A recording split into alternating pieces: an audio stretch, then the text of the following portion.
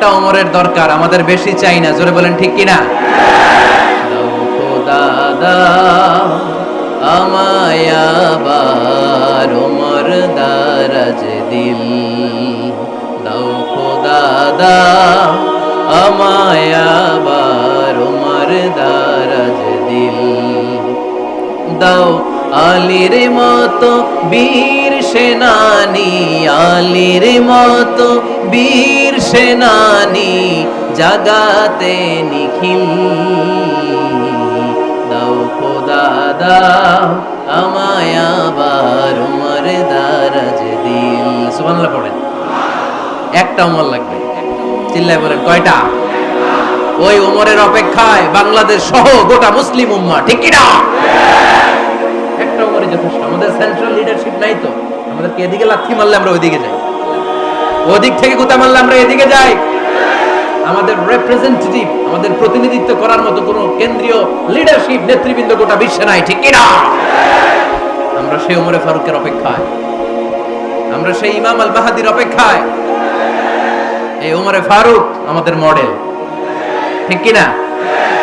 Third in position এই পুরো উম্মতের মধ্যে ওনার পজিশন নাম্বার 3। 1 নাম্বার পজিশন বিশ্বনবী কার? 2 নাম্বার পজিশন কার? আবু বকর। 3 নাম্বার পজিশন কার? ওমরে ফারুকের। বিশ্বনবী বলতেন লা নবিয়্যা বা'দি, লা নবিয়্যা বা'দি, আমার পরে কোনো নবী নাই। ওয়ালা রাসূলা, আমার পরে কোনো রাসূলও নাই। আমার নবীর পরে আর কোনো নবী আছে? আমার নবীর পরে আর কোনো রাসূল আছে? এই যে কাদিয়ানি যে একটা সম্প্রদায় আছে, এরা কি মুসলিম নাকি অমুসলিম? মুসলিম সম্প্রদায়ের সাথে এদের কোনো সম্পর্ক নাই। চিল্লা বলেন ঠিক কি না? এরা যদি মুসলমান হতে চায়, আমার নবী দ্য লাস্ট মেসেঞ্জার বিশ্ব নবীকে খাতামুন নবী হিসেবে সংবাদ সম্মেলন করে গোটা বিশ্বকে জানাই দিতে হবে, তারপরে তাদেরকে আমরা মুসলিম হিসেবে স্বীকৃতি দিব। চিল্লা বলেন ঠিক কি না? তা না হলে তারা কোন ধর্মের এটাকে জানাই দিতে হবে। No inferiority complex, no identity crisis. Identity ক্রাইসিসে থাকা যাবে না। আপনারা কোন ধর্মের এটা জানাই দেন। আপনারা বিশ্ব নবীরও শেষ নবী মানবেন না, আবার মুসলিম বলেও নিজেদেরকে ট্যাগ লাগাতে চাইবেন। সাধারণ মুসলমানরা এটা এই ধোঁকাবাজি মানে না। চিল্লায় বলেন ঠিক কি না? আমার নবীর পরে কোনো নবী নাই, আমার রাসূলের পরে কোনো রাসূল নাই, ঠিক কি না? আল্লাহর হাবিব বলতেন লাউ কানা বা'দি নাবিয়্যুন লাকানা উমর, তবে আমার পরে যদি নবী হওয়ার যোগ্যতা কারো থাকে, আমার ওমরের ওই যোগ্যতা আছে। সুবহানাল্লাহ পড়েন। প্রভু তুমি বলেছো রাসূল দেবে না, বলনি দেবে না ওমর, বলনি দেবে না হামজা তারি, খালিদ বিজয় সমর। প্রভু তুমি বলেছো রাসূল দেবে না, বলনি দেবে না ওমর, বলনি দেবে না হামজা তারি, খালিদ বিজয় সমর। প্রভু তুমি বলেছো রাসূল দেবে না। সুবহানাল্লাহ পড়েন। এজন্য আমরা একটা ওমর চাই। কয়টা? বেশি লাগবে? নেতার মতো নেতা কয়টা লাগে? জোরে বলেন কয়টা? Enough, that's enough. Omar Farooq our super hero. ওনার সাথে বিশ্বনবী সাল্লাল্লাহু আলাইহি ওয়াসাল্লামের মুসাহারার সম্পর্ক ছিল। ওমরে ফারুক যে বিশ্বনবীর শ্বশুর, এটা অনেকে জানেই না। ওমরে ফারুক রাদিয়াল্লাহু তাআলা আনহু বিশ্বনবীর শ্বশুর ছিলেন। এটা আজকে নতুন শুনছেন, কে কে হাত তোলেন? দেখছেন হুজুর? সঠিক বলছি না আমি? অনেকে আমরা জানিই না। মাশাআল্লাহ, জানতে লজ্জা নাই, শিখতে লজ্জা নাই। লজ্জা হচ্ছে অজ্ঞতায় আর মূর্খতায়, ঠিক কি না? আমরা শিখতে রাজি আছি। যে কথা বলে আমরা তার ছাত্র। আমার আগে হুজুর কথা বলতেছিলেন, আমরা ছিলাম ছাত্র। এখন আমি কথা বলতেছি, এখন আমরা সবাই হয়ে গেছি ছাত্র, ঠিক কি না? যিনি বলেন তিনি শিক্ষক, বাকিরা আমরা ছাত্র, ঠিক কি না? 4 খলিফার 2 খলিফা, ইসলামের 4 খলিফার 2 খলিফা বিশ্বনবীর মেয়ের জামাই, আর বাকি 2 খলিফা বিশ্বনবীর শ্বশুর। সুবহানাল্লাহ পড়েন। সাইয়েদনা আলী রাদিয়াল্লাহু তাআলা আনহু, সাইয়েদনা উসমান যুন নূরাইন বিশ্বনবীর মেয়ের জামাই। উসমান রাদিয়াল্লাহু তাআলা আনহুর কাছে বিশ্বনবী 2 মেয়েকে বিয়ে দিয়েছিলেন। একজন মারা যাওয়ার পরে আরেকজন। বিশ্বনবী বলেছেন এরপরে আরেকটা থাকলে ওইটারও বিয়ে দিতেন। সুবহানাল্লাহ পড়বেন না? 2 জন ছিল মেয়ের জামাই আর 2 জন ছিল শ্বশুর। সাইয়েদনা আবু বকর শ্বশুর, বিশ্বনবীর স্ত্রী আম্মাজান আয়েশা রাদিয়াল্লাহু তাআলা আনহার বাবা, বিশ্বনবীর স্ত্রী আম্মাজান হাফসা রাদিয়াল্লাহু তাআলা আনহার বাবা ছিল সাইয়েদনা ওমর ফারুক। চিল্লায় পড়ে আল্লাহু আকবার। যেন কোনো পজিশন না, সাইয়্যিদু কুহুলিল জান্নাহ, জান্নাতে যত নারীরা যাবে নারীদের সর্দারিনী হবে সাইয়্যিদাতুনা ফাতেমা রাদিয়াল্লাহু তাআলা আনহা।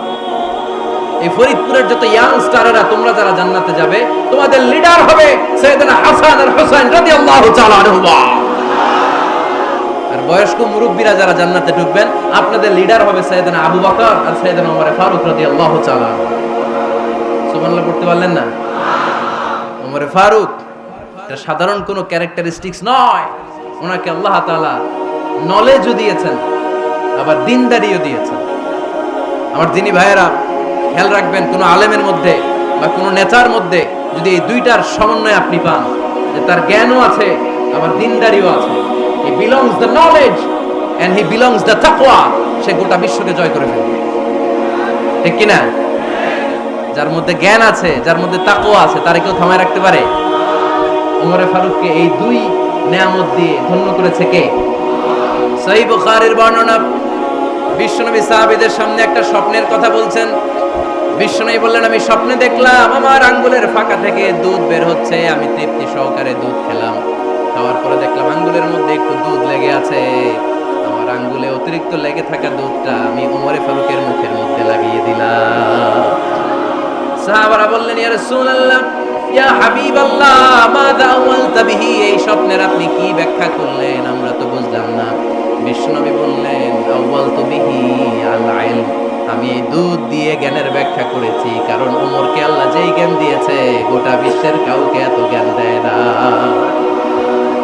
এজন্য স্বপ্নে যদি কেউ দেখেন যে আপনি দুধ খাচ্ছেন, তার মানে আল্লাহ তাআলা আপনার জ্ঞান বাড়ায় দিবেন।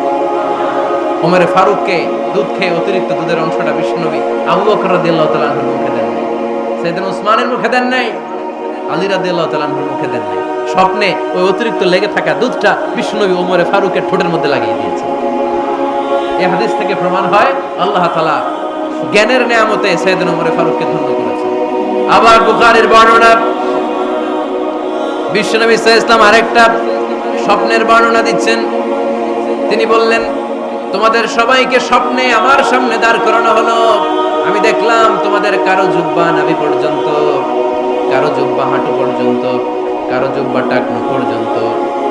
ওমর ফারুককে যখন স্বপ্নে আমার সামনে দাঁড় করিয়ে দেয়া হলো, আমি দেখলাম ওমরের জুব্বা এত লম্বা, ওমর টেনে হিচড়ে তার জুব্বা নিয়ে সামনে হেঁটে যাচ্ছে।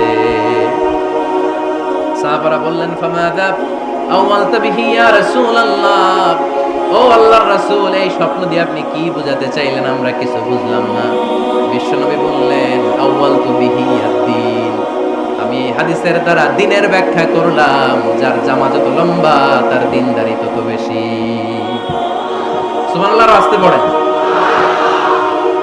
স্বপ্ন দেখলেন কোন সাহাবীর জুব্বা নাভি, কোন সাহাবীর হাঁটু, কারোটা টাকনু, কিন্তু ওমর ফারুকের জুব্বা এত লম্বা, ইয়াজুরু সাওবাহু, তিনি তার জুব্বা টেনে হিচড়ে যাচ্ছেন। বিশ্বনবী বললেন, এটা দ্বারা আমি দ্বীন, আমি তাকওয়া, দ্বীনদারি, তাকওয়া এটার ব্যাখ্যা করেছি। তার মানে ওমর ফারুকের তাকওয়ার সামনে সব তাকওয়া পানি হয়ে যাবে। কোন সুবহানাল্লাহ। আল্লাহ তাআলা সাইয়েদনা ওমর ফারুককে দ্বীনের জ্ঞান দিয়েছেন, তাকওয়া দিয়েছেন। যুবক ভাইরা, যাকে আল্লাহ তাআলা দ্বীনের জ্ঞান দেয়, যাকে আল্লাহ তাআলা তাকওয়ার এই গুণ দিয়ে সমৃদ্ধ করে, তার জন্য গোটা বিশ্বের সব দরজাগুলোকে ওপেন করে দেয় কে? কত বড় মুত্তাকি ছিলেন সাইয়েদনা ওমর ফারুক। মদিনার সমাজে কয়জন মুনাফিক ছিল বিশ্বনবী ছাড়া কেউ বলতে পারতেন না। বিশ্বনবী কোন সাহাবীকে মুনাফিকদের লিস্ট দিয়ে যান নাই, একজন সাহাবী ছাড়া। দেখি কেউ বলতে পারেন কিনা ওই সাহাবীর নাম? কি নাম? হুযায়ফা ইবনুল ইয়ামান রাদিয়াল্লাহু তাআলা আনহু। ওনাকে বলা হতো সাহিবু সিররি রাসূলিল্লাহ, আল্লাহ রাসূল সাল্লাল্লাহু আলাইহি ওয়াসাল্লামের গোপন তথ্যের ধারক বাহক। সুবহানাল্লাহ পড়বেন না? বিশ্বনবী ইন্তেকালের আগে মদিনার সমাজে মোট কয়জন মুনাফিক আছে এই তথ্য আবু বকরকে বলেন নাই, ওমর রাদিয়াল্লাহু তাআলা আনহুকে বলেন নাই, উসমান রাদিয়াল্লাহু তাআলা আনহু, আলী রাদিয়াল্লাহু তাআলা আনহু, আশারাতুল মুবাশশিরিনা বিল জান্নাহ কোন সাহাবীকে বলেন নাই। শুধুমাত্র কেবলমাত্র একমাত্র হুযায়ফা ইবনুল ইয়ামান রাদিয়াল্লাহু তাআলা আনহুর কাছে মুনাফিকদের লিস্টে বিশ্বনবী দিয়ে গিয়েছে। সুবহানাল্লাহ। মদিনায় কারা কারা মুনাফিক কেউ জানতো না, হুযায়ফা ছাড়া। কে ছাড়া? নামটা আজকে মুখস্থ করেন, যাতে অন্য কোনো ওয়াজে কেউ জিজ্ঞেস করলে বলতে পারেন। মুনাফিকদের লিস্ট যে সাহাবীর কাছে বিশ্বনবী দিয়ে গিয়েছিলেন, সাহাবীর নাম কি? নাম, নামটা কেমন লাগে? ভাল লাগে? অনেকে আমারে জিজ্ঞেস করে, হুজুর আমার ছেলে হবে আগামী মাসে, একটা নাম দেন। নাম দিয়ে দিলাম হুযায়ফা। যাদের হবে ছেলে, এলাকায় যাদের নেক্সট কয়েক মাসে ছেলে হবে, খালি হুযায়ফা চলবে। কি চলবে? ভাল লাগে? নামটা ভাল লাগে? রাইখেন, অনেক সুন্দর নাম। উনি জানতেন মুনাফিক কারা। দেখেন ওমরে ফারুকের তাকওয়ার লেভেলটা কত হাই। ওমরে ফারুক একদিন হুযায়ফা রাদিয়াল্লাহু তাআলা আনহুর কাছে গেলেন, যে বললেন, হুযায়ফা, বিশ্বনবী ইন্তেকালের আগে মুনাফিকদের নামের লিস্টটা কারো কাছে দেয় নাই, আমার জানা নাই, সাইয়েদনা আবু বকরের জানা নাই, কোন সাহাবীর জানা নাই, তুমি ছাড়া। আমি তোমার কাছে জানতে চাই, আমি ওমরের নামটা ওই মুনাফিকদের খাতায় আছে কিনা আমার একটু বলো। আমার ওমরের নামটা ওই মুনাফিকদের লিস্টিতে একটু আছে কিনা, নামটা একটু বলো। যদি থাকে আমি ভালো হয়ে যাব। আমি নেফাকি দূর করে পাক্কা মুমিন হতে চাই। আমার নাম যদি মুনাফিকের লিস্টে থাকে আমি তো শেষ। হুযায়ফা চোখের পানি ছেড়ে দিয়ে বলে, আমিরুল মুমিনিন, কেমন প্রশ্ন করলেন আপনি? আপনি বিশ্বনবীর শ্বশুর, এই উম্মতে আপনার পজিশন 3 নাম্বার। আপনারে মুনাফিকরা ভয় পায়, শয়তান আপনারে ভয় পায়। আপনি জান্নাতে সব বয়স্ক লোকদেরকে নিয়ে জান্নাতের মধ্যে আগে আগে ঢুকবেন, কেমন করে মুনাফিকদের কাতারে আপনার নাম থাকতে পারে? ওমর, সুবহানাল্লাহ। কি বিনয়, কি তাকওয়া। হুযায়ফাকে যে ধরতেন, হুযায়ফা একটু বলো না আমার নামটা মুনাফিকদের লিস্টিতে আছে কিনা। ওমরে ফারুকের যদি এই টেনশন থাকে যে আমি মুনাফিক হয়ে গেলাম কিনা, আমাদের এই টেনশন থাকার দরকার আছে না? নেই? হ্যাঁ, যেন সব সময় আল্লাহর কাছে দোয়া করতে হবে, আল্লাহ তুমি নেফাকি থেকে আমাদেরকে বাঁচাও। আরো জোরে পড়েন আমিন। ওমরে ফারুক রাদিয়াল্লাহু তাআলা আনহু আমাদের সুপার হিরো, আমাদের সবাই বলেন আমাদের। উনি কত বড় সুপার হিরো শুনেন। উনি জুমার খুতবা দিচ্ছেন। কি দিচ্ছেন? মসজিদে নববীতে। খুতবার মাঝখানে হঠাৎ বললেন, ইয়া সারিয়াতাল জাবাল, ইয়া সারিয়াত ইবনে জানিমিল জাবাল। এই কথা বলে আবার খুতবা দিতে শুরু করলেন। ওনার এই ইয়া সারিয়াত ইবনে জানিমিল জাবালের সাথে আগের কথারও কোনো মিল নাই, পরের কথারও কোনো মিল নাই। জুমার নামাজের পর মুসল্লি সাহাবারা ধরলেন, বললেন, ইয়া আমিরাল মুমিনিন। খুতবার মাঝখানে হঠাৎ করে ইয়া সারিয়াত ইবনে জানিমিল জাবাল বলে আপনি চিৎকার করলেন কেন? আপনার এই বাক্যের সাথে আপনার খুতবার আগের বাক্যের কোনো মিল নাই, আপনার খুতবার পরের বাক্যেরও কোনো মিল নাই। এই কথা আপনি কারে বললেন, কারে উদ্দেশ্য করে বললেন? এই কথার তাৎপর্য কি আমাদেরকে বুঝিয়ে বলে।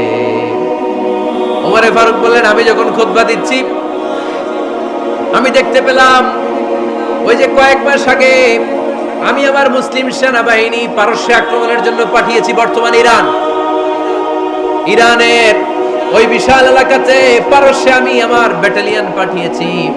আমি হঠাৎ করে দেখতে পেলাম আমার মুসলিম বাহিনীর সেনাপতি যুদ্ধের এক পর্যায়ে তার ডানে আছে উপত্যকা, বায়ে আছে পাহাড়, সে পাহাড়ি রাস্তা ছেড়ে দিয়ে উপত্যকার দিকে যেতে শুরু করেছে। আমি দেখতে পেলাম আমার মুসলিম বাহিনী যদি উপত্যকার দিকে ছুটে বেড়ায়, কাফির মুশরিকরা আমার মুসলিম বাহিনীকে কচুকাটা করে ফেলবে। তাই আমি এখান থেকে তাদেরকে কমান্ড দিয়ে বলেছি, ইয়া সারিয়াতাল জাবাল, উপত্যকার দিকে নয় পাহাড়ের দিকে যাও, তাহলেই তোমাদের বিজয় নিশ্চিত হয়ে যাবে। উপত্যকার দিকে যেও না, ইলাল জাবাল, ইলা সারিয়াতিল জাবাল, পাহাড়ের দিকে ছোট। সাহাবারা অবাক, ঘটনা কি? উনি বসে আছেন মদিনায় মসজিদে নববীর মিম্বারে দাঁড়িয়ে, উনি যদি ইয়া সারিয়াতাল জাবাল বলে, এটা কি ইরানে যাবে নাকি? ও মিয়া, তখনকার সময়ে বর্তমানের মতো মোবাইল ছিল নাকি, ইন্টারনেট ছিল নাকি, কিছু ছিল? খালি মুখে আমি যদি বলি ইয়া সারিয়াতাল জাবাল, এটা ইরানে যাবে, ইন্ডিয়া যাবে, ঢাকাই তো যাবে, ফরিদপুর শহরেই তো বসবে না, ঠিক কিনা? কিন্তু এটা আমিরুল মুমিনিন, বিশ্বাসী সাহাবারা বিশ্বাস করে নিল। কিছু মুনাফিক ছিল, এরা কয় না, ঝামেলা আছে, এটা তো সম্ভব না। এক কাজ করি, এই সেনাপতি যখন বিজয়ী বেশে মদিনায় ফিরে আসবে আর আমরা ধরব। এরা দিন গুনতে লাগলো, এই সেনাপতি মুসলিম বাহিনী নিয়ে পারস্য জয় করে কবে ফিরে আসবে। এই মুনাফিকের দলগুলো কখনো সেনাবাহিনীকে অভ্যর্থনা জানাতে যেত না, কিন্তু এইবার সবার আগে মদিনার উপকণ্ঠে যে সেনাপতিদেরকে অভ্যর্থনা জানানোর জন্য ফুল নিয়ে রেডি। ফুল নিয়ে দাঁড়ায় সেনাপতি ঢুকার সাথে সাথে ধরছে, এই সেনাপতি কোত্থেকে আসছে? কয় পারস্য জয় করে আসছে। কয় এমন এমন দিন, জুমার দিন দুপুর বেলা যুদ্ধের মাঝখানে আমিরুল মুমিনিনের কণ্ঠের কোন কথাবার্তা শুনছো নাকি? সেনাপতি অবাক, কয় তোমরা জানলা কেমনে? শুনছি তো। সুবহানাল্লাহ পড়বেন না? আমরা যুদ্ধে একটা ভয়ঙ্কর অবস্থার মধ্যে ছিলাম, পেছন থেকে শত্রু আমাদেরকে আক্রমণ করতে শুরু করে দিল। ডানে যাব না বায়ে যাব, সামনে যাব নাকি পেছনে যাব, রাস্তা খুঁজে পাচ্ছি না। ডান দিকে ছিল আমাদের উপত্যকার রাস্তা, বাঁ দিকে ছিল পাহাড়ি পথ। আমরা সোজা পথ হবে মনে করে উপত্যকার দিকে ছুটতে আরম্ভ করলাম।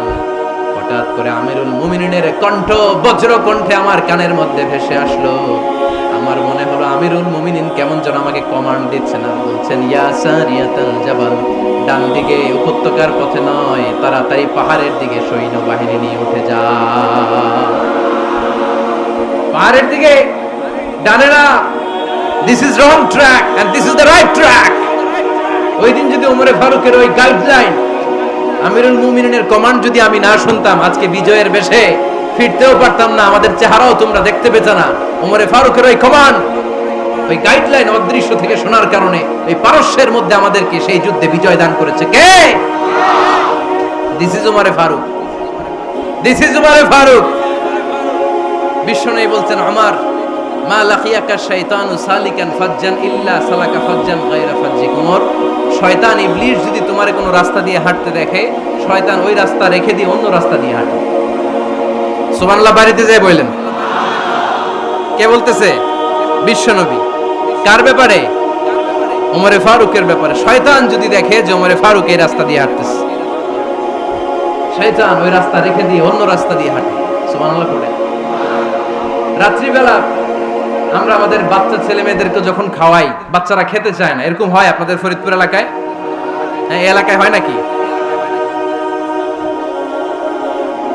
খেতে চায় না বাচ্চারা, এই চকলেট দেখায়া, এই মিনা কার্টুন দেখায়া, এইটা সেইটা, এগুলো সেগুলো বলে, গল্প টল্প বলে ভুলায়া খাওয়ানো লাগে, তাই না? তারপরও খায় না। আমারও ছোট মেয়ে আছে, খেতে চায় না, এইটা সেইটা এমনি সেমনি খাওয়ানো লাগে। তো শেষে না পেরে মা বাবা বলতে বাধ্য হয়, ওই যে ভূত আসতেছে, ভূত, তাড়াতাড়ি তাড়াতাড়ি খাও, নাহলে যে ভূত ধরবে তোমার। ওই যে বাঘ আসতেছে, বাঘ, তাড়াতাড়ি খাইলে নাহলে বাঘে কামড়ে। বলি না আমরা? আপনারা কি বলেন? ভূত। আর কি বলেন? হ্যাঁ হ্যাঁ, আচ্ছা, এক এক জায়গায় এক একটা আমরা বলি, ভূত আসবে, বাঘ খাবে, ভাল্লুক খাবে, তাড়াতাড়ি খাও।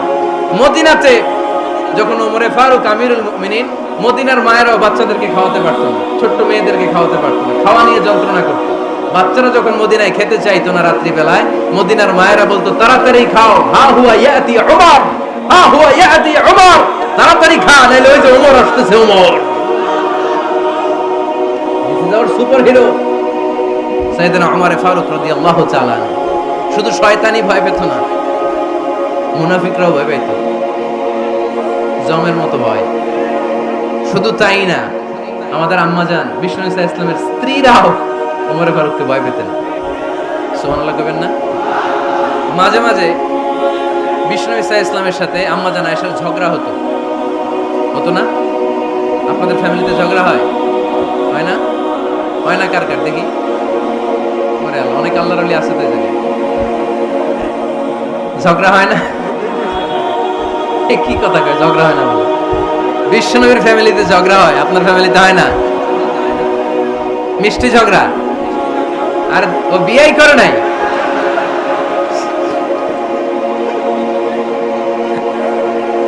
ঝগড়া তো হবেই, দাম্পত্য জীবনের মজাটাই তো এখানে।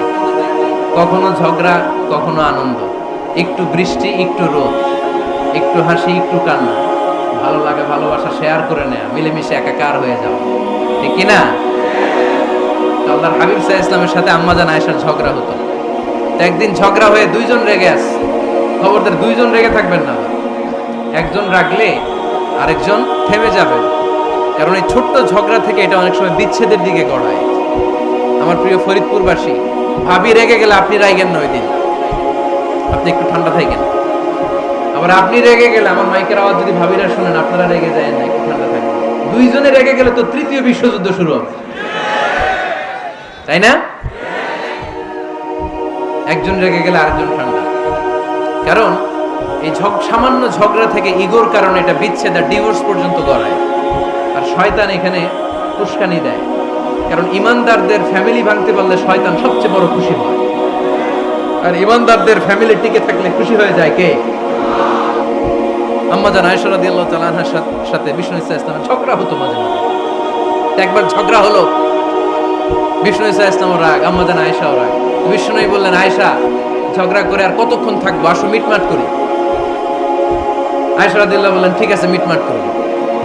তো বিষ্ণু ইসলাম বললেন, মিটমাটের জন্য কারে ডাকবো? ওমরে ডাকি। কয় না, ওমরে না, ওমর গালিজ, ওমর অনেক রাগে, আমার ডর লাগে।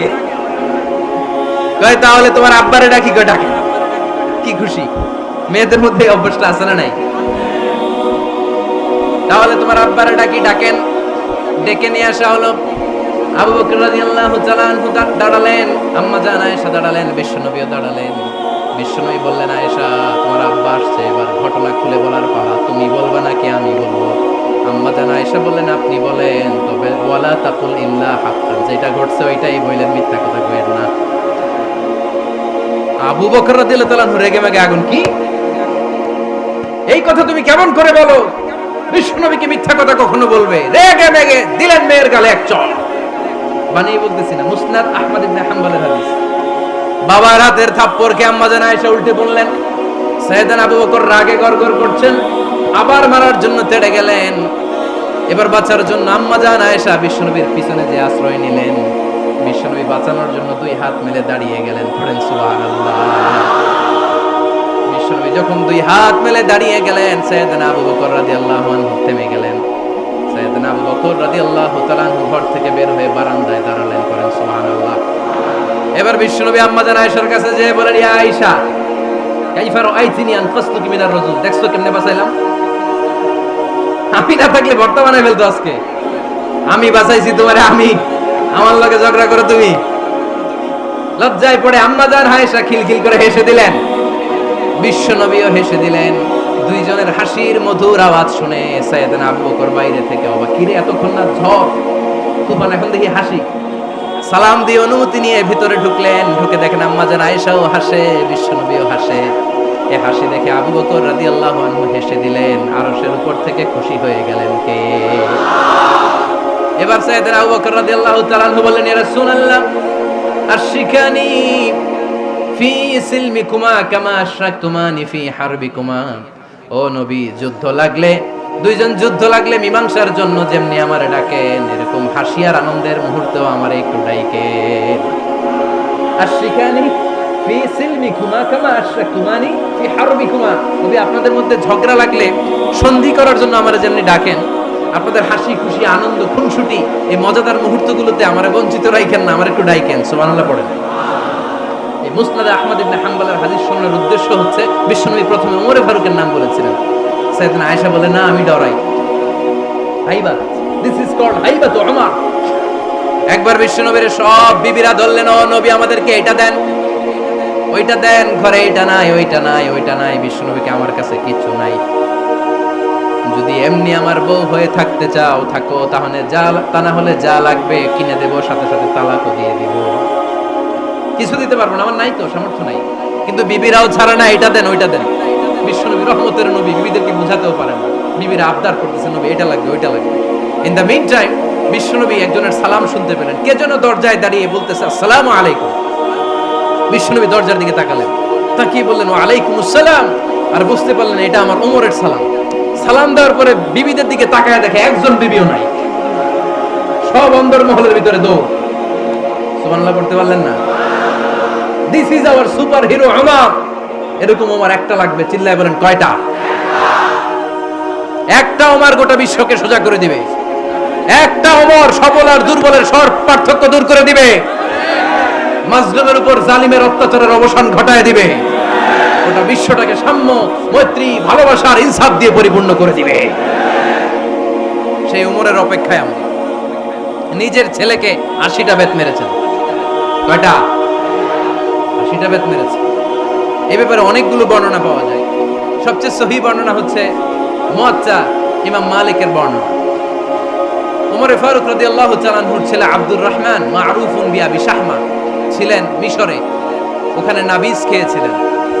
নাবিজ হচ্ছে আরব দেশের লোকেরা দুধের মধ্যে শক্ত খুরমা রাত্রেবেলা ঢেলে দিত।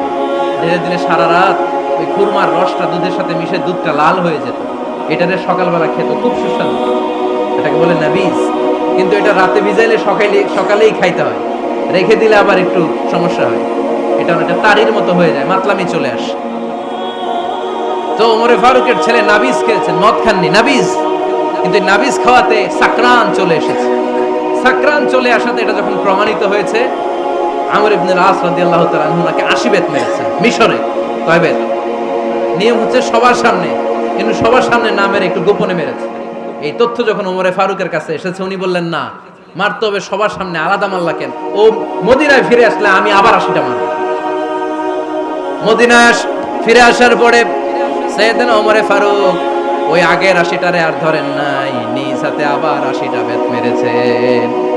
এই বেত মারার 1 মাস পরে এই আবু শাহমা ইন্তেকাল করেছে। অনেক ঐতিহাসিক বলে এই বেতের আঘাতে মরেছে, কেউ কেউ বলেছে নিজের রোগের কারণে মরেছে।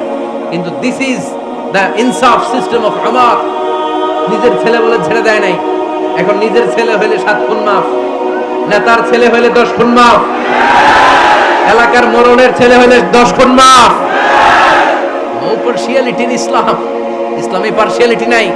আপনি নেতার ছেলে হন, আপনি বিজনেস ম্যাগনেটের ছেলে হন, আপনি যেই হন না কেন, ইসলামের দৃষ্টিতে সবাই সমান। চিল্লায় বলেন ঠিক কিনা? বনু মখজুমিয়া গোত্রের এক নারী চুরিতে ধরা পড়ল। সাহাবারা বললেন, নবী, মদিনার সবচেয়ে ভেরি প্রেস্টিজিয়াস এন্ড ডিগনিফাইড ফ্যামিলির মেয়ে, আপনি হাত কাটেন না। মানে ইসলামের নিয়ম, চুরি করলে কি কেটে দাও? বিষ্ণু বললেন, বলো কি? হাত না কাটার জন্য তোমরা আমাকে রেকমেন্ড করছো? এটা আল্লাহর আইন। পৃথিবীর কেউ রেকমেন্ড করলো শোনার ক্ষমতা আমার নাই, কারণ আইনটা দিয়েছে কে? লাউ কানাত ফাতিমাতু বিনতি মুহাম্মাদিন সারাকাত লাকাতা মুহাম্মাদুন ইয়াদাহা। আরে বনু মাকসুমিয়া মেয়ে তো দূরের কথা, আমার কলিজার টুকরা ফাতেমাও যদি আজ চুরিতে ধরা পড়তো, তার হাত কেটে দিতে আমি 1 মিনিটও দেরি করতাম না। দিস ইজ ইসলাম। এই হচ্ছে ওমরে ফারুকের মানাকিব। এরকম ওমরে ফারুক কয়টা লাগবে? আওয়াজ করে বলতে হবে, কয়টা লাগবে? একটা লাগবে। এই সাইয়েদনা ওমরে ফারুক মদিনার প্রথম চিফ জাস্টিস ছিলেন। সর্বপ্রথম ওনার পরামর্শে সাইয়েদনা আবু বকর রাদিয়াল্লাহু তাআলা আনহু কোরআনকে সংকলন করেছেন। আমরা এই যে কোরআন পড়ি 30 পারা, এমদাদিয়া লাইব্রেরির 114টা সূরা, কত সুন্দর সন্নিবেশ করা হয়েছে, এখানে সাজানো হয়েছে। আল্লাহর হাবিব সাল্লাল্লাহু আলাইহি ওয়াসাল্লামের সময় কি এরকম কোরআন ছিল নাকি? ছিল? খেজুর পাতার মধ্যে, গাছের বাকলের মধ্যে, ওটের বড় হাড্ডির মধ্যে আর পাথরের মধ্যে খোদাই করা কোরআন ছিল। সাইয়েদনা আবু বকরের সময় রাদিয়াল্লাহু তাআলা আনহুর সময় যুদ্ধ হলো। 70 জন হাফেজ সাহাবী ইন্তেকাল করলেন। সাইয়েদনা আবু বকর রাদিয়াল্লাহু তাআলা আনহুকে ডেকে ওমরে ফারুক বললেন, ও আবু বকর, এইভাবে হাফেজে কোরআন সাহাবীরা যদি দুনিয়া থেকে বিদায় হয়ে যায়, আল্লাহর কোরআনও তো বিদায় হয়ে যাবে। আমার পরামর্শ হলো আপনি সব বয়োজ্যেষ্ঠ সাহাবীদেরকে একসাথে করে কোরআনের সব কাগজগুলোকে একসাথে করে একটা নির্ধারিত কপির মধ্যে কোরআনকে সংকলন করে ফেলে। সাইয়েদনা আবু বকর বললেন, যেটা আমার নবী করেন এটা আমি কেমনে করি? কিন্তু ওমরে ফারুক নাছোড়বান্দা বলে না, এটা করলে কোনো খারাপ হবে না, ভালোই হবে। মুসলিম উম্মার জন্য এক জায়গায় কোরআন সন্নিবেশিত থাকবে, আপনি করেন। সাইয়েদনা আবু বকর রাজি হয় না, ওমরে ফারুকও ছাড়ে না। ওমরে ফারুক বলতে বলতে বলতে বলতে এমন ভাবে সাইয়েদনা আবু বকর রাদিয়াল্লাহু তাআলা আনহুকে ধরলেন, সব শেষে সাইয়েদনা আবু বকর ওমরে ফারুকের কথায় কোরআন সংকলনে রাজি হয়ে গেলেন। পড়েন সুবহানাল্লাহ। উনি বললেন, ওমর যখন আমাকে বারবার বুঝাতে লাগলো, আল্লাহ তাআলা আমার হৃদয়টা ওমরের কথা শোনার জন্য খুলে দিলেন। আল্লাহ তাআলা কেমন যেন আমাকে ইলহাম করলেন, আবু বকর করো, এই কাজের মধ্য দিয়ে আমি আমার কোরআনকে গোটা বিশ্বে জীবিত রেখে দেব। This is Umar. এই যে আমরা হিজরি সনের যে আমরা গণনা করি, এই হিজরি সনের প্রবর্তক হচ্ছে সাইয়েদনা ওমর ফারুক। সুবহানাল্লাহ নাই? আপনাদের মনোযোগ আছে না গেছে? কই ঘুমায় গেলেন মনে হয়? তাকবীর দেন তো একজন আওয়াজ করে।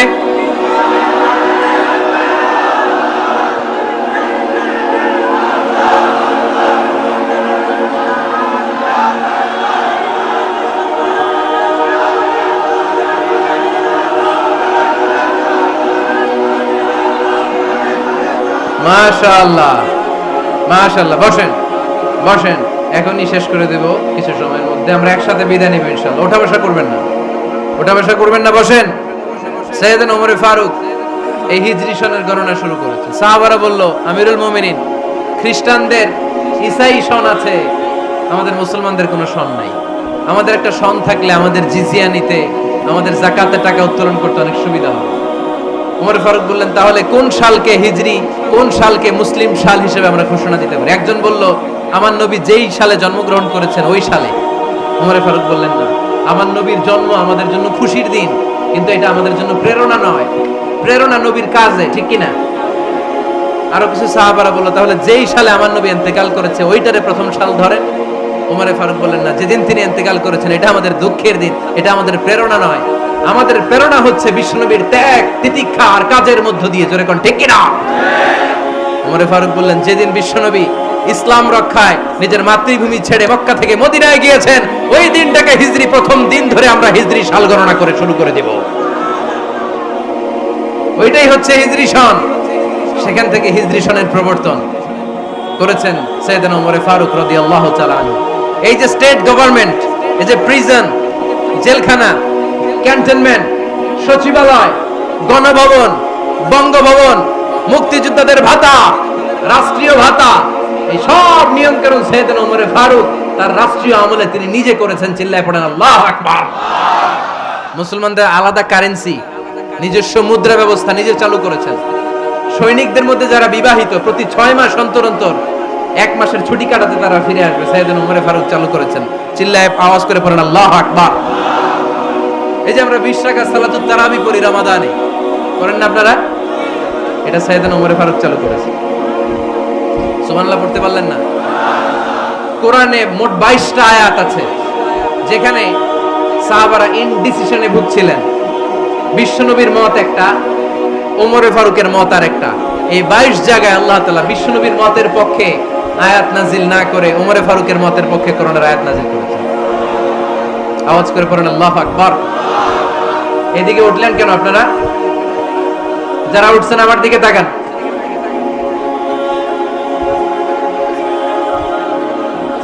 কিছু ভিতরে ঢুকতেছে, কিছু বাইরে দিছে না?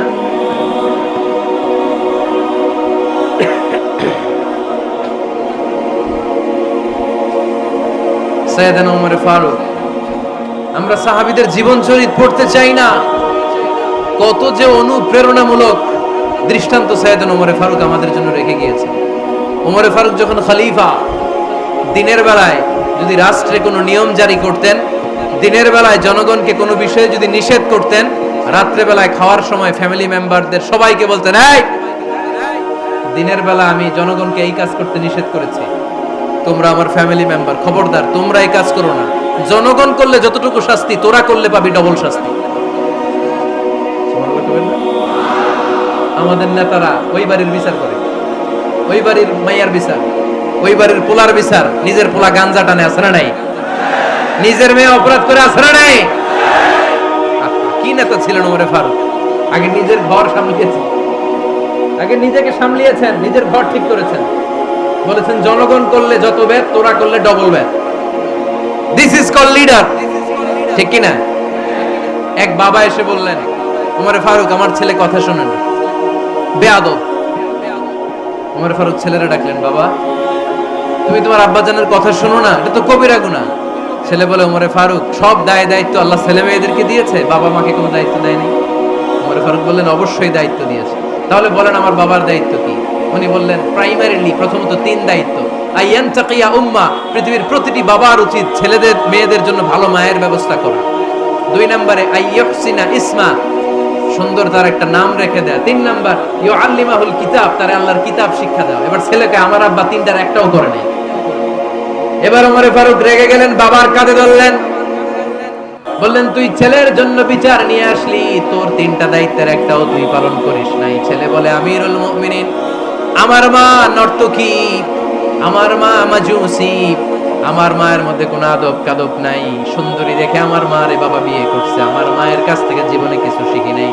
2 নাম্বার সম্মানী খানফাসা, আমার বাবা আমার নাম রেখেছে চামচিকা। কি নাম রাখছে? এর নাম হইলো একটা, এরকম উল্টা পাল্টা নাম আছে না নাই? না, এগুলো রাখবেন না। আব্দুল্লাহ রাখবেন, আব্দুর রহমান রাখবেন, আর একটা কি বলছি আজকে, হুজাইফা রেখে দিন, পারবেন? ওয়ালাম ইউআল্লিমনি হারফাম মিন কিতাবিল্লাহ আমিরুল মুমিনিন, শুধু তাই না, আল্লাহর কোরআনের একটা অক্ষর আমার বাবা কোনোদিন আমারে শিক্ষা দেয় না। ওমর ফারুক রেগে গেলেন, এবার বাবার কান্দে ধইরা মারতে শুরু করলেন, তুই ফুলার নামে বিচার নিয়ে এসেছিস, তোরে বাইর দিমু আগে। এরকম নেতার দরকার আছে না নাই? মদিনায় এক লোক তার বউরে রাগের চোটে 100 তালাক দিয়ে ফেলছে। কয় তালাক দেয়ার নিয়ম কয়টা? দিছে কয়টা? এবার স্ত্রী কাঁদতে কাঁদতে এসে বলে আমিরুল মুমিনিন দেখেন, আমার স্বামী আমারে রেগে মেগে 100 তালাক দিচ্ছে। ওমর ফারুক বললেন দইরা নিয়ে এটা নিয়ে আসা হলো। ওমর ফারুক বললেন কয়টা তালাক দিয়েছো? কয় 100টা। কেন দিছো? কয় মাথা গরম আছিল। এরকম আছে না? তালাক দেওয়ার সময় সব তালাক, তুই তালাক, তোর মা তালাক, তোর বোন তালাক, সব তালাক। তালাক দিবে ওয়াইফ রে, দিতেছে সবাই রে। তোমারে ফারুক বললেন দিবে 3টা, 100টা দিলা কেন? কয় মেজাজ গরম ছিল। কয় দাঁড়া, আত-তালাকু মিন শাআইরিল্লাহ, তালাক হচ্ছে আল্লাহর দেয়া বিধানের একটা নিদর্শন, এটা নিয়ে তুই খামখেয়ালি করলি। আমার রায় শোন, আমার রায় হচ্ছে 3 তালাকে তোর বউ তালাক, বাকি 97 তালাক তোর পিঠের উপরে পড়বে। এরকম বিচারের দরকার আছে না নাই? এরকম দৃষ্টান্তমূলক বিচার যদি বাংলার জমিনে দেয়া হতো, আর কোন নারী ধর্ষিতা হতো, আর কোন নারীকে অ্যাসিড মারা হতো, আর কোন নারী যৌতুকের জন্য কান্না করত? একটা আমল লাগবে, বেশি না। কয়টা লাগবে? তিনি গভর্নর সিস্টেম চালু করেছিলেন, governor system, Islamic state. Bahrain, ইয়ামান, মিসর, কুফা, বসরা, মক্কা, মদিনা, এই 7 জায়গায় 7 জন গভর্নর পাঠিয়েছেন, তাদের থেকে তথ্য নিতেন। এই গভর্নর সিস্টেম উনি বানিয়েছেন। সাইয়েদনা আমর ইবনে আল-আস রাদিয়াল্লাহু তাআলা আনহুকে পাঠিয়েছেন মিশরে। মিশরে একটা দৌড় প্রতিযোগিতা হতো। ওই দৌড় প্রতিযোগিতায় আমর ইবনে আল-আস রাদিয়াল্লাহু তাআলা আনহুর ছেলে অংশগ্রহণ করেছে, কিন্তু এক মিশরি ওই দৌড় প্রতিযোগিতায় চ্যাম্পিয়ন হয়ে গেছে, রানার্স আপ হয়েছে আমর ইবনে আল-আসের ছেলে। এবার মিশরি ফার্স্ট আর গভর্নরের ছেলে সেকেন্ড। রাগের চোটে আমর ইবনে আল-আসের ছেলে ওই মিশরির মাথার মধ্যে কয়েকটা বাড়ি মেরেছে। মিশরি বলে আমার মাল্লা কেন? তুমি খেলাই পারো না, আমারে মাল্লা কেন? কয় আনা ইবনুল আকরামিন, আমি গভর্নরের পোলা, আমি যা বলবো এটাই হবে, আমার উপরে কথা নাই। মিশরি ওইখানে আর ঝগড়া বাঁধায় নাই, মনে দুঃখ নিয়ে মদিনায় চলে আসলেন। এসে বললেন আমিরুল মুমিনিন, আপনি আমর ইবনে আল-আস রাদিয়াল্লাহু তাআলা আনহুকে মিশরের গভর্নর বানিয়ে পাঠিয়েছেন। একটা প্রতিযোগিতায় আমি চ্যাম্পিয়ন হয়েছি, ওনার ছেলে হয়েছে রানার আপ। কেন সে চ্যাম্পিয়ন হতে পারে নাই? এই কারণে আমার মাথায় লাঠি দিয়ে 3টা বাড়ি মেরে। বিচারটা দিছে কার দরবারে? কথা বুঝেন নাই বোধহয়? ওমর ফারুকের দরবারে। ওমর ফারুক বললেন তাই, আগামী বছরের অমুক তারিখ আমি সব গভর্নরদেরকে ডেকে হিসাব নেই, তো ওই দিন তুই থাকবি, পারবি না? মিশরে বলে পারবো, মানে অবশ্যই পারবো। ওই দিন 7 রাজ্য থেকে 7 গভর্নর হাজির, গভর্নরদের ছেলেরাও হাজির, মিশরীয় হাজির। 7 গভর্নরের কাছ থেকে 7 এলাকার খোঁজ খবর নেয়ার পরে ওমরে ফারুক বললেন আইনাল মিসরি, মিশরি লোকটা কই, এদিকে আয়। মিশরি সামনে আসার পরে বলল আমর ইবনে আল-আস, তুমি মিশরের গভর্নর, তোমার ছেলে সহ তুমি আসো। আমর ইবনে আল-আস এসে সামনে বসে রইলেন। এবার বললেন ও আমর ইবনে আল-আসের ছেলে, তুমি নাকি ইবনুল আকরামিন গভর্নরের ছেলে, তুমি যা বলবা মিশরে নাকি তাই হবে, তোমার নাকি অনেক দাপট। নিজে একটা লাঠি এনে মিশরীর হাতে দিয়ে বললো এবার তোর মাথায় যতটা মারছে তুই ততটা গুনে গুনে মার, আমি দেখবো। আমর ইবনুল আস দেখবে, আমর ইবনুল আসের ছেলেরে তুই এখানে মার।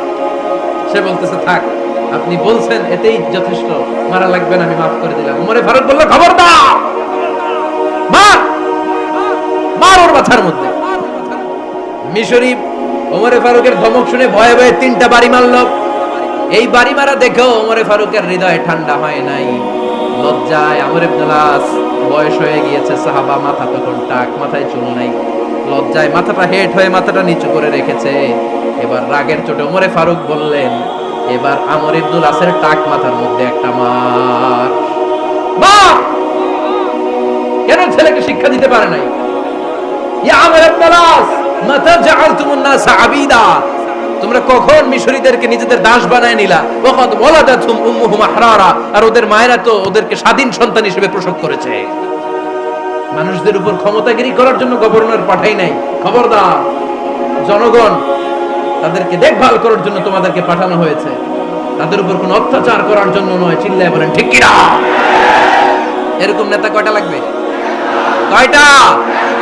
ওই নেতার নাম কি? ওমর। হ্যাঁ, হুয়া ইয়াতি ওমর। 22 জায়গায় বিশ্বনবী কয় একটা, ওমরে ফারুক বলে আরেকটা। আল্লাহ বলে, বিশ্বনবী আপনার পক্ষে আমি আয়াত নাজিল করতে পারলাম না, আমি ওমরের পক্ষে নাজিল করে দিলাম। বিশ্বনবী বলতেন, ইন্না লিকুল্লি উম্মাতিন মুহাদ্দাস, সব উম্মতের মধ্যে, সব নবীদের উম্মতের মধ্য থেকে একজন করে আল্লাহ তাকে মুহাদ্দিস বানাতো। মুহাদ্দিস না মুহাদ্দাস। মুহাদ্দাস মানে এমন লোক যিনি যা ভাবতো ওই ভাবনাটাই আল্লাহ আয়াত হিসেবে নাজিল করে দিতেন। বিশ্বনবী বলেন, আমার উম্মতের মধ্যে মুহাদ্দাস হচ্ছে সাইয়েদনা ওমর।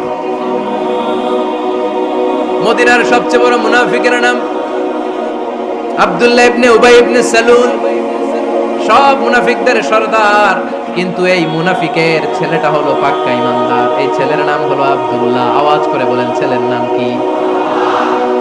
আব্দুল্লাহ ইবনে উবাই ইবনে সালুল। মুনাফিক সরদার যখন ইন্তেকাল করলো, সাইয়েদনা আব্দুল্লাহ রাদিয়াল্লাহু তাআলা আনহু বিশ্বনবীর কাছে এসে চোখের পানি ছেড়ে ডেকে বলে, নবী আপনিও জানেন, আমিও জানি, মদিনার সবাই জানে আমার আব্বা মুনাফিকদের সরদার, কিন্তু আমার মন তো মানে না, আমার তো পিতা, আমার তো বাবা লাগে, আমার তো মন মানে না। আপনিও জানেন মুনাফিক, আমিও জানি মুনাফিক। নবী আপনার দরবারে কিছু আমি চাই না, আপনার গায়ের একটা জামা দেন, আপনার জামাটা পরিয়ে আমার বাবারে দাফন দিব। এর উসিলায় যদি আমার আব্বারে আল্লাহ মাফ করে দেয়, দয়ার নবী মায়ের নবী জামা খুলে দিয়ে দিলেন। পড়েন সুবহানাল্লাহ। আব্দুল্লাহ রাদিয়াল্লাহু তাআলা আবার আবদার চললেন, নবী জানি আমার বাবা মুনাফিক, কিন্তু আমার তো বাবা, আপনার দরবারে ফরিয়াদ, আপনি নিজে যে আমার বাবার জানাজার নামাজের ইমামতি করবেন।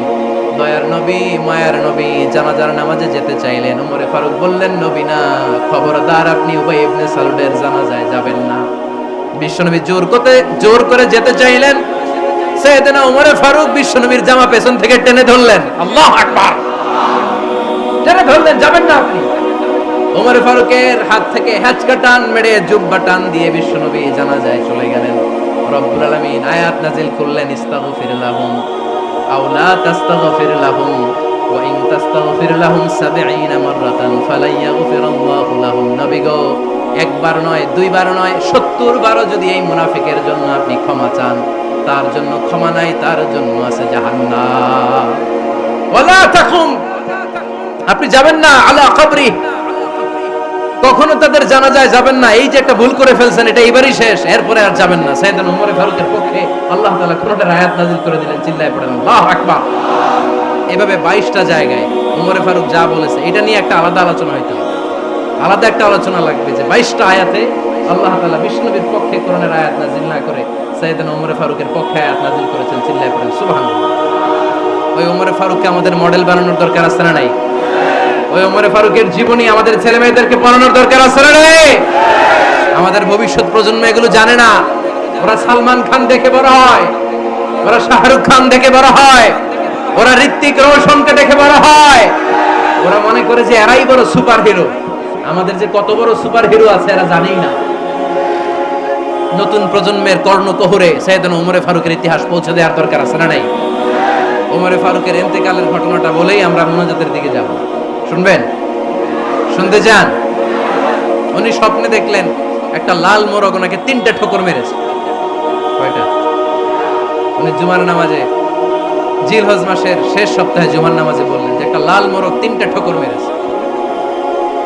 মুগীরা ইবনে শুবা রাদিয়াল্লাহু তাআলা আনহুর দাস আবু লুলু আল মাজুসি, এই লোকটা খঞ্জর বানাতে পারতো। মুগীরা রাদিয়াল্লাহু তাআলা আনহুর দাস। মুগীরা প্রতিদিন 4 দিরহাম করে চার্জ করতো, যেহেতু দাস। সে এসে বিচার দিল, আমিরুল মুমিনিন, মুগীরা আমার থেকে বেশি টাকা চায়, জুলুম করে। ওমরে ফারুক বললেন, তাই? তুমি কি কাজ জানো? বলে, আমি খঞ্জর বানাতে জানি। বাড়ি কই? পারস্য। আরে তুমি খঞ্জর বানাতে জানলে তো 4 দিরহাম অনেক কম, সে তো আরো বেশি টাকা নেওয়া দরকার ছিল তোমার থেকে। আবু লুলুর এই কথা পছন্দ হয় নাই। সে কয়, ওমর, তুমি সবারে দয়া দেখাও, আর আমার ক্ষেত্রে কঠিন নিয়ম বানাইলা, দাঁড়াও, এই নিয়ম তোমার আমি দেখাবো। এই রাগে সে বাড়িতে যে একটা খঞ্জর বানালো। কি বানালো? খঞ্জর চিনেন? ছোট্ট ছুরি। কিছুদিন আগে ওমানের সুলতান কাবুস ইন্তেকাল করেছে, জানেন আপনারা? ওনার এই কোমরের মধ্যে খঞ্জর থাকতো, ছবিতে দেখছেন? আরব শায়েখ যারা সুলতান, আমির, কোমরে কি থাকে? ছোরা থাকে, খঞ্জর। সে বাসায় যে একটা খঞ্জর বানালো, যেই খঞ্জরের 2 মাথা, লাহু রাসান ওয়া মাকবাদাতুহু ফি ওয়াসাতি, আর ধরার হ্যান্ডেলটা মাঝখানে, এদিকেও ছুরি এদিকেও ছুরি, যাতে এইভাবে মারা যায়। সে ধার দিতে লাগলো আর বলল, ওমর দাঁড়াও, তোমার আমি দেখাবো। ওমর ফারুক মসজিদে নববীর ইমাম, ফজরের নামাজের সময় এই আবু লুলু আল মাজুসি বুরনুস পরে, চাদর পরে, লুকিয়ে লুকিয়ে, সে অগ্নি উপাসক, মুমিন নয়, ওমর ফারুককে অ্যাটাক করার জন্য গেলেন মসজিদে নববীতে। ওয়া কানু ইউসাল্লুনা বিগালাস, তখন ওনারা অন্ধকারে নামাজ পড়তো। নামাজের সময় যখন হলো, লুকিয়ে লুকিয়ে প্রথম কাতারে ওমর ফারুকের পিছনে মুয়াজ্জিনের পাশেই দাঁড়ালেন, হাতে খঞ্জর। ইকামত হলো, ওমর ফারুক সালাত শুরু করলেন, ফজরের সালাত, আল্লাহু আকবার। নামাজ শুরু করলেন, সূরা ফাতিহা বললেন। আরেকটা সূরা যখন পড়তে যাবেন, ইন দ্য মিন টাইম আবু লুলু এই খঞ্জর নিয়ে ওমর ফারুকের বুকের মধ্যে 3টা স্টেবিং করলেন। একটা মারলেন নাভির নিচে, মারার সাথে সাথে পাকস্থলী কেটে গেল। আরেকটা মারলেন পাজরে, পাজর ছিঁড়ে গেল। 3টা মারার পরে ওমর ফারুক বললেন, কাতালানি আল কাল, এক কুকুর আমাকে মেরে ফেলেছে। পেছন থেকে এক সাহাবীকে টান মেরে সামনের দিকে নিয়ে গেল, তুমি নামাজের ইমামতি করো। আর ওমর ফারুককে বাকিরা ধরাধরি করে পেছনে নিতে আরম্ভ করল। আর এই আত্মাই আক্রমণ যে করেছে, সে কাতারের মাঝখান দিয়ে যেতে আরম্ভ করলো, আর 2 দিকে ছুরি মারতে আরম্ভ করলো। 13 জন সাহাবীর গায়ে ছুরি মেরেছে, 7 জন সাহাবা স্পট ডেথ, জায়গায় মৃত্যু। এই ভয়ঙ্কর অবস্থা দেখে এক সাহাবী বুরনুস, এক ধরনের জুব্বা আছে মাথাওয়ালা, অনেকে জ্যাকেট পরছেন না এরকম মাথাওয়ালা, লম্বা জুব্বা আছে, আর উপরে শীতে পড়ে মাথাওয়ালা, এই মাথাওয়ালা জুব্বা বের করে এক সাহাবী জালের মতো তার দিকে উড়ায় মারল। ওই বুরনুস